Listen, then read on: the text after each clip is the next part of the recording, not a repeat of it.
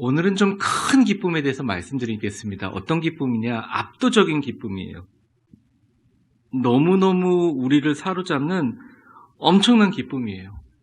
여러분 월드컵 4강 진출한 거 기억나시죠? 그때 얼마나 크게 소리 지르고 기뻐했습니까? 월드컵 8강 때 제가 군대에서 군목을 하고 있었거든요. 강원도 양구에서. 우리 저를 보좌하는 군종병들 10분이랑 같이 조그만 TV를 놓고 했는데 8강전에서 이탈리아랑 할 때 안정환이 페널티킥을 얻었는데 페널티킥을 실수했어요. 그래서 제가 화가 나서 안정환! 그러면서 주먹으로 TV를 쳤는데 TV가 약했던 모양이에요. TV가 고장나버렸어요. 월드컵 중계를 봐야 되는데 그래서 얼른 군종병들이 TV를 들고 막사로 가가지고 새로운 TV를 놓고 딱 트니까 얼마 지나지 않아서 연장전 때 안정환이 번쩍 하늘로 오르더니 뒷머리로 툭 쳐가지고 넣어가지고 안정환! 그리고 소리를 질렀던 적이 있는데 저희 아내가 그걸 보고 나서 나중에 저를 조용히 부르더니 여보, 당신은 목사로서 축구 경기는 다른 평신도라고 안 보는 게 좋겠어. 그렇게 얘기를 하셨어요. 4강 진출하고 나서 사람들이 화장실에 문을 두드릴 때 이렇게 두드려요. 길가에 지나가다 차도 빵빵 빵빵 이렇게 온 백성들이 337 박수를 치면서 기뻐했던 그 기쁨. 이게 압도적인 기쁨이죠. IMF 이후로 계속적으로 어려운 경제 상황 가운데 우리 국민들이 다시 할 수 있다는 모든 기쁨들이 대한민국을 다 사로잡았을 때가 있었습니다. 근데 성경에도 이와 똑같은 경우가 하나 있는데 오늘 본문의 말씀입니다. 세상에 유사일에 이스라엘이 존재한 이후로 이와 같은 최고의 기쁨은 없다라고 표현되어 있어요. 26절 제가 읽겠습니다. 여러분들 화면 보시면 됩니다. 예루살렘에 큰 기쁨이 있었으니 이스라엘 왕 다윗의 아들 솔로몬 때로부터 이러한 기쁨이 예루살렘에 없었더라. 이 표현은 아주 극상의 표현입니다. 이거보다 더 기쁨은 존재하지 않았다. 근데 중요한 단어가 뭐냐면 솔로몬의 때로부터라는 단어예요. 왜 이게 중요하냐면 이전까지는 이스라엘은 단일 국가였어요. 근데 솔로몬의 왕 때까지 최고의 이스라엘의 국력의 정점을 찍다가 솔로몬의 아들 때에 가가지고 아버지의 충고를 듣지 않고 좋은 친구들을 만나지 못한 뭐 여러 가지 원인을 통해 특별히 하나님을 섬기는 예배와 영적인 회복이 더뎌지면서 나라가 두 쪽으로 쫙 갈라져 버리고 거의 원수처럼 됐어요. 북쪽으로는 이스라엘, 남쪽으로는 유다예요. 그래서 솔로몬의 때로부터라고 얘기하는 성경 구절이 보이시면 여러분들 무조건 자동 반사적으로 생각해야 돼요. 솔로몬의 때로부터라는 것은 솔로몬 이후에 남북 분단의 시대를 이야기하는 거다. 이렇게 얘기를 합니다. 남북 분단의 시대에 분단된 것까지는 괜찮은데 완전히 영적으로 피폐한 시기가 된 거예요. 일단 제사장들이 반으로 갈라졌죠. 그리고 예루살렘에서 예배를 드려야 한다는 남유다 사람들과 사마리아에 예전에 조상들의 무덤이 있는 곳에 예배를 드려야 한다는 북이스라엘 사람들과 막 싸우면서 결국 가장 피해를 본 게 성도들이에요. 예배를 잃어버리게 됐다는 거예요. 형식적으로 예배를 드리게 됐다는 거죠. 그런데 히스기야가 보니까 안 되겠거든요. 그래서 기도했어요. 북이스라엘 사람들을 설득했습니다. 내려와서 같이 예배를 드리자. 한 번 예배 예루살렘에 드릴 때 제발 부탁이니까 우리 민족 간에 갈라진 것 말고 남북 통일해서 한 번만 예배를 드리자 얘기했어요. 엄청난 방해가 심했지만 히스기야가 죽기 살기로 노력해서 종교개혁을 통해서 예루살렘에서 6월절 큰 절기를 지켰습니다. 근데 6월절 절기를 그동안 잘 지키지 않았어요. 국가적 절기. 안 지켰던 이유는 거의 세 가지입니다. 제가 한 두 가지 정도 말씀. 첫째, 6월절을 지킬 때는 조건이 하나 있어요. 뭐냐면 자기 사는 곳에서 지키는 게 아니에요. 6월절을 지키기 위해서 예루살렘이라는 곳에 다 와야 됩니다. 특별히 자기 나라가 아닌 북이스라엘 사람들은 끝까지 와야 돼요. 그러니까 이게 힘든 거죠. 두 번째는 뭐냐면 이 6월절을 지킬 때 자기만 예배를 드리는 게 아니라 혹시 이웃들이 있으면 이방인들이 있으면 초청하는 국가적인 행사였다는 거죠. 그리고 7일 동안 그 예루살렘을 떠나지 말고 계속 있어야 되는 거예요. 그래서 유세비우스 역사의 기록에 보면 8만 명에서 15만 명, 많을 때는 100만 명이 넘었다 그래요. 그러니까 엄청난 숫자죠. 그러니까 6월절에 한 번 이 7일간 절기를 하게 되면 국가적인 예산이 엄청나게 낭비되는 거예요. 뭐 낭비라고 표현하지만 많이 쓰이는 거죠. 일단 사람도 오니까 먹여야죠. 그 다음에 제일 힘든 게 뭐냐? 제사장들이에요.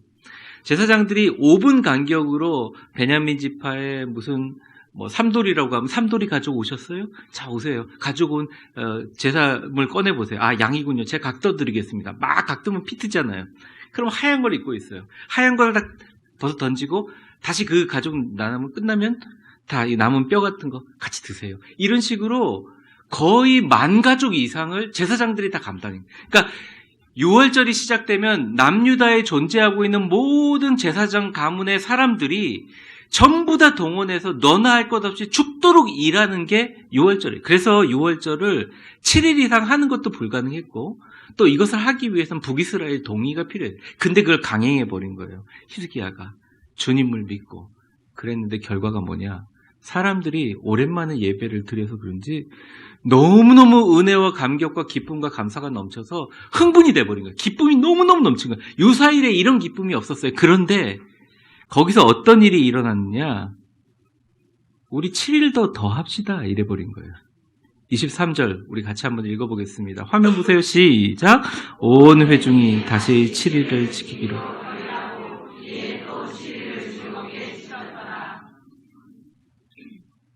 예배 더 드립시다. 우리 예배하다가 1시간 넘으면 시계 보는 분들 많잖아요.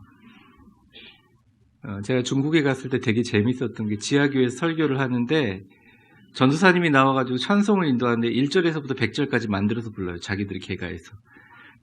그래서 이제 100절 끝나니까 저희들 많이 지쳤잖아요. 박수 치면서. 그러니 우리 한 번 더 찬송 부릅시다.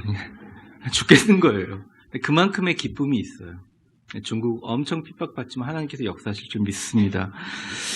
어쨌든 7일이 더 연장된 거예요. 그런데 7일이 연장됐을 때 도움의 손길이 필요하잖아요. 제가 말씀드린 것처럼 먹을 것도 있어야 되지. 그 다음에 제사장도 필요하잖아요. 근데 갑자기 놀라운 기적의 역사가 일어났습니다. 그 다음 절 24절을 보면 같이 한번 읽겠습니다. 시작. 유다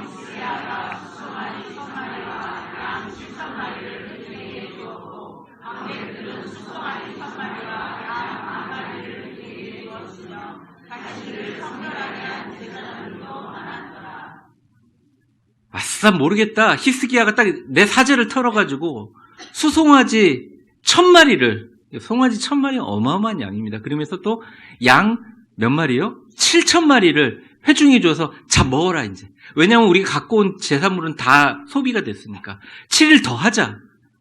누가 말할 것도 없이 자발적으로. 그 다음에 방백들은 귀족들이에요. 귀족들이 수송아리 1000마리와 또 양 10,000마리를, 그러니까 왕보다 더한 거죠. 회중들에게 나눠줬어요. 그러니까 먹을 게 충족된 거죠. 근데 이것을 각을 뜰 사람이 필요하잖아요. 누구예요? 제사장들. 그러니까 제사장들이 그동안 옷 다 더럽혀졌잖아요. 그런데 누가 뭐라고 할 것 없이 내가 이거 각 뜨다가 죽으리라 그러면서 옷 다 갈아입고 성결하기 시작했던 내용이에요. 근데 여기서 끝난 게 아니에요. 이렇게 해서 7일을 시작되는데 25절 한번 보겠습니다. 같이 읽겠습니다. 시작. 유다 온 회중과 제사장들, 레위 사람들과 이스라엘에서 온 모든 회중, 이스라엘 땅에서 온 나그네들과 유다에 사는 나그네들이 다 유다 사람들뿐만 아니라 수많은 사람들이 나와서 즐거워하고 기뻐하고 이방인들과 방문객들이 그러니까 몇십만 명이 즐거워하는 축제가 되었다는 것입니다. 인종과 계급과 민족을 통틀어 그들의 일상을 완전히 바꾼 놀라운 연장된 7일의 역사가 일어났다는 것이죠. 하늘의 축복에 응답하는 기적의 잔치가 열렸다는 것입니다. 이것을 26절에서 27절까지 포함하고 있는데 참 성경에서 나오기 어려운 굉장히 희귀한 표현입니다. 제가 읽어보겠습니다. 예루살렘에 큰 기쁨이 있었으니 이 이스라엘 왕 다윗의 아들 솔로몬 때로부터 이러한 기쁨이 예루살렘에 없었더라. 그때 제사장들과 레위 사람들이 일어나서 하나님 백성을 위하여 축복하였더니 그 소리가 하늘에 들리고 그 기도가 여호와의 거룩한 처소 하늘에 이르렀느니라. 이렇게 표현하고 있습니다. 여러분 끝났어요. 본문 다 읽었어요. 긴 본문 오늘 다 읽었습니다. 오늘 제가 이 본문을 읽으면서 유사 이래에 이스라엘의 가장 큰 기쁨이 일어난 이 7일간의 기적이 이스라엘 민족을 바꾸고 나라를 바꾸고 그들의 예배 가운데 일상을 다 바꾸게 만들었어요. 그게 가능했던 이유를 두 가지만 오늘 설명을 드리려고 합니다. 그리고 제가 확신하건대 이 두 가지 기쁨이 그 당시에 이스라엘 사람들의 기쁨뿐만 아니라 여러분의 기쁨이 된다면 여러분들은 앞으로 신앙생활을 하면서 인생을 살아갈 때 여러분이 기쁜 것도 좋지만 그 기쁨으로 인해서 수많은 사람에게 기쁨을 흘려보내는 가정과 민족과 세계에 넓게 흘려보내는 기쁨의 근원 같은 삶을 살게 될 줄 저는 확신합니다. 먼저 가장 큰 기쁨이 가능했던 이유는 여러분 잘 아시죠? 자발적으로 더하려고 했기 때문에. 사실은 히스기야가 억지로 백성들을 모은 거예요. 적국인 북이스라엘까지도 설득을 해가지고 남유다로 오게 한 거예요. 참 힘든 일이었어요. 그런데 일단 그것을 맛을 보고 나니까 더 하자고 사람들이 난리를 친 거죠. 히스기야 왕이 주도했지만 예배에 참여하고 제사에 참여했던 사람, 또 히스기야 왕 자신, 그리고 방백들과 귀족들과 제사장들과 참여하는 백성들과 구경하러 왔던 방문객들과, 아니 이스라엘 제사와 아무 상관없던 이방인들조차도 주도적이고 자발적으로 참여해서 사실은 기뻤던 거예요. 자발적으로 우리가 기쁘게 드리는 예배를 그 예배가 하나님을 기쁘시기도 하지만 사실은 그렇게 예배를 드리면 우리가 기쁩니다. 옆 사람 축복해 보겠습니다. 우리가 진짜 기쁜 이유는 제가 자발적으로 이 자리에 있기 때문입니다. 그러니까 오히려 아무도 알아주지 않을 때, 누구도 보지 않을 때, 주님만 알아주실 거야 생각해서 주님만 알아주신다고 보고 섬기다 보면 그 기쁨은 누구도 뺏을 수 없는 엄청난 기쁨이에요. 많은 분들이 신앙생활 하고 수고하시잖아요. 근데 교회 와서 힘들다 그래요. 신앙생활 어렵다 그래요. 왜 그런 줄 아세요? 세상의 기쁨과 하나님의 기쁨은 굉장히 반대선에 있기 때문에. 사람들이 주목받게 되면 칭찬받는 의미가 흐려지고 자꾸 남에게 신경 쓰는 자신만을 생각하게 됩니다. 그리고 기쁨을 잃어버려요. 교회의 건강성을 진단하는 가장 중요한 이유는 누가 보지 않아도 섬겨도 자신이 기쁠 때 그 기쁨의 수치에 따라 교회의 건강성을 보는 거예요.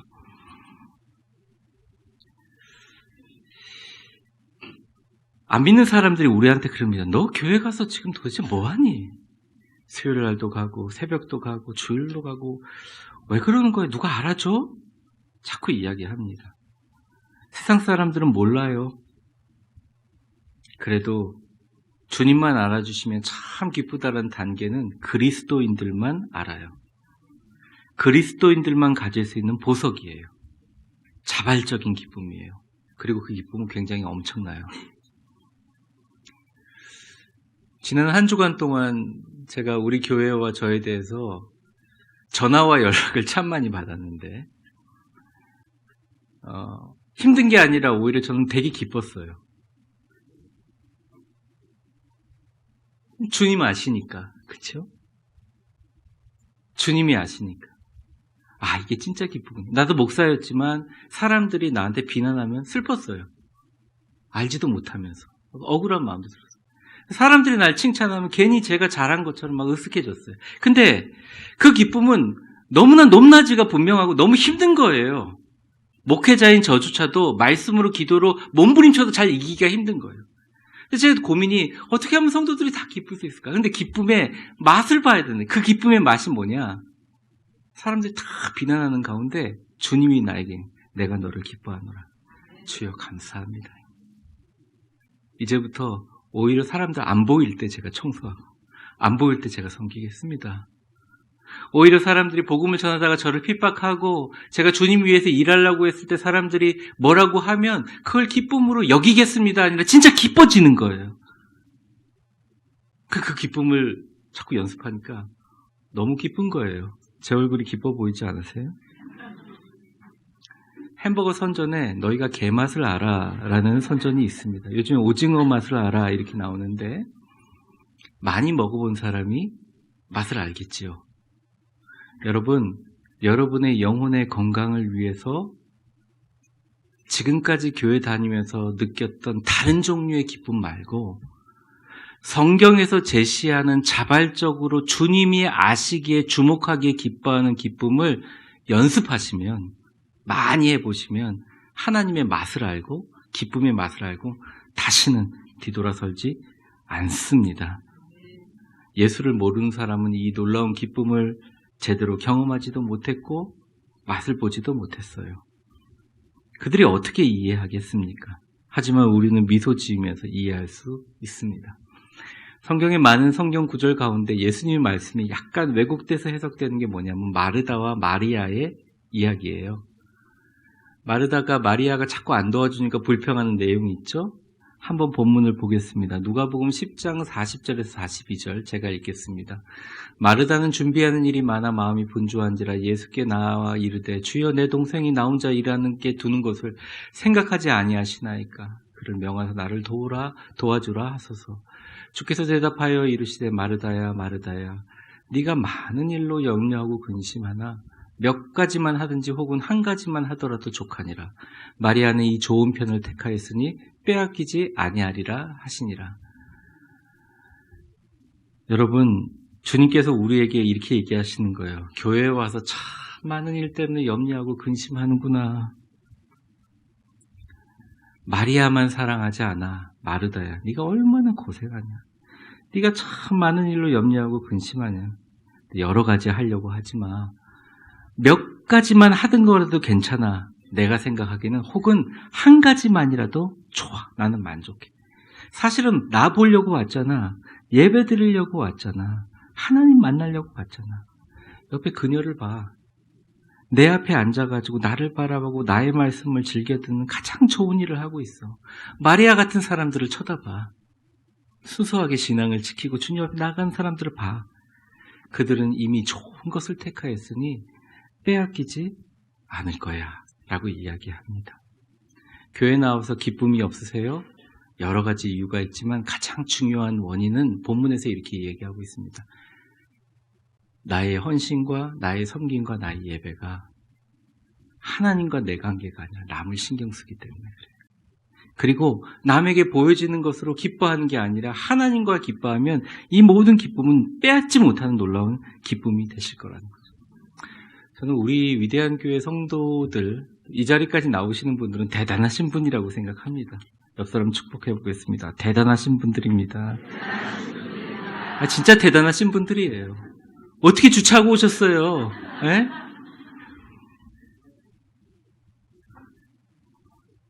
저는 참 자랑할 것이 하나도 없는 사람입니다. 청빙돼서 담임 목회할 땐 몰랐는데 개척하다 보니까 제가 너무 부족한 걸 많이 느껴요. 나의 아름다운 모습이 정말 내 영혼의 진짜 건강이 되려면 여러분, 내게 영혼의 영양을 공급하는 겸손과 감사, 무엇보다 기쁨으로 가득 채우세요. 주님 앞에 그냥 서세요. 말씀 앞에 서세요. 주님 나 보시니까 괜찮다고 기뻐하세요. 어떨 때는 그 사람 보기 싫어가지고 교회 안 나올 때가 있거든요. 그냥 보지 마세요. 그리고 그 사람을 위해서 더 기쁨으로 기도해 주세요. 근데 그 은밀한 비밀을 한번 누리고 나면 내가 신앙생활에 가져야 될 가장 큰 스트레스는 선교라는 걸 알게 돼요. 근데 그 전에는 사람이 스트레스인 거예요. 여러분, 우리 위대한 교회는 이거 제가 굳이 길게 얘기하지 않아도 이 정도 마무리하겠습니다. 여러분 다 이해하시고 최고의 자발적인 기쁨을 선택하시는 영혼의 건강함의 축복이 있기를 주의 이름으로 축원합니다.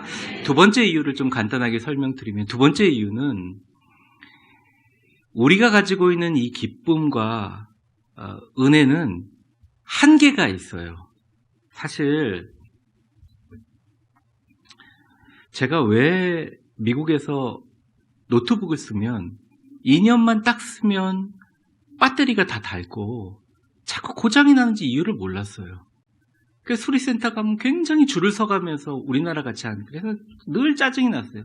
알고 보니까 전자회사에서도 2년 정도 이 노트북 쓰다 보면 노트북에 대한 기쁨이 사라지거든요. 그럼 빨리 고장을 나게 해가지고 이걸 갈아치우게 만들어 버리는 거예요. 그러니까 너무 좋은 제품을 만들면 그 회사가 망합니다. 계속 그 회사 제품만 쓰고 안 바꾸잖아요. 그러니까 돈을 벌 수가 없잖아요. 우리가 가지고 있는 모든 소비 형태와 우리가 있는 경제의 모든 활동들은 사실은 우리가 갖고 있는 기쁨의 유한성과 한계성과 유효기간이 있다는 그 전제 안에 되는 거예요. 여러분 옷을 샀는데 평생 즐거워하면 옷이 팔리겠어요? 자동차를 샀는데 평생 그 자동차를 좋아하면 되겠어요? 그러니까 세상의 모든 기쁨은 한계를 동반한 기쁨이에요. 그리고 한계가 명확할수록 잘 팔리고 능력이 있는 기쁨이에요. 근데 하나님이 주신 기쁨은 완전히 다르다는 거예요. 근데 우리가 교회에 와가지고 기쁘고 즐겁고 봉사한다고 하지만 그 기쁨을 방해하는 요소들은 적재적소에 있거든요. 근데 그때 이 기쁨을 영원한 하나님의 기쁨으로 연결하는 방법이 있는데 오늘 본문에 나온 영적 매개체인 성직자, 제사장, 레위 사람들이라는 거예요. 오늘 본문 27절을 같이 한번 읽어보겠습니다. 시작. 그때 제사장들과 레위 사람들이 일어나 백성들을 축복하였으니 그 소리가 하늘에 들리고 그 기도가 여호와의 거룩한 처소 하늘에 이르렀더라. 약간 배경이 필요한데 제사장들과 레위 사람들이 몇십 년, 몇백 년을 제사를 드렸는데 사람들이 맨날 예배 와가지고 좀 빨리 끝내라. 수송아지 잡아온 부자들이라든지 가난한 사람들 새도 가져오고 둥지에 넣어오고 양도 가져오고 그랬는데 1주일, 2주일을 6월절로 이동하다 보면 다치고도 그러잖아요. 그러니까 사람들이 머리를 쓴 거예요. 어차피 6월절 안 지키면 우리 엄마 아빠한테 혼나니까 길길이 그냥 2주 동안 데리고 가지 말고 그냥 당일날 예루살렘에 가가지고 거기서 파는 거 사자. 좀 비싸지만.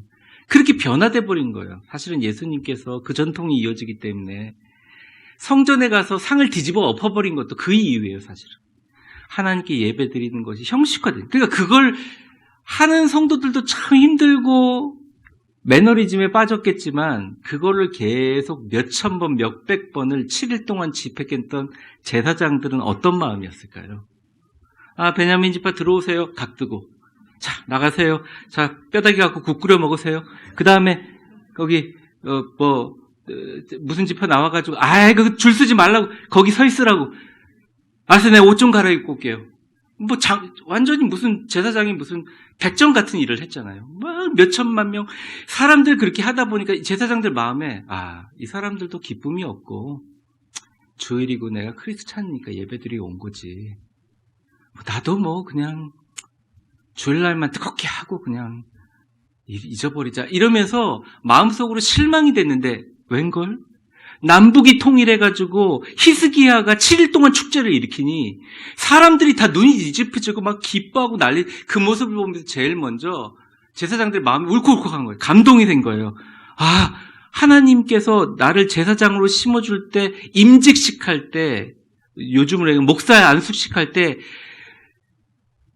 율법으로 얘기했던 것이 신명기 6장 24절에서부터 26절까지 나온 백성들을 너희가 이렇게 축복하라는, 내가 축복하는 사람이었구나 본질을 깨닫게 된 거예요. 그러면서 갑자기 누구가 시키지 않는데 자발적으로 벌떡 일어나서 7일간의 연장 축제 마지막의 대미를 그들이 축복하며 마무리를 하고 있어요. 그 내용이 24절에서부터 26절까지 신명기 6장에 나와 있는 내용입니다. 여호와는 내게 복을 주시고 너를 지키시기를 원하며, 여호와는 그의 얼굴을 내게 비추사 은혜 베푸시기를 원하며, 여호와는 그 얼굴을 내게로 향하여 두사 평강 주시기를 원하노라 할지니라. 히브리 원어에 보면 24절, 25절, 26절이 다 끝났어요. 이게 하나가 다 잘라져 있어요. 그때 24절이 끝나면 아멘, 25절이 끝나면 아멘, 26절이 끝나면 아멘 그러면서 모든 제사장들이 다 일어나서 백성들을 향해 손을 내밀고 최선을 다해서 생명 다해 그들을 축복하는 모습이에요. 그러면서 엄청난 마무리가 되었죠.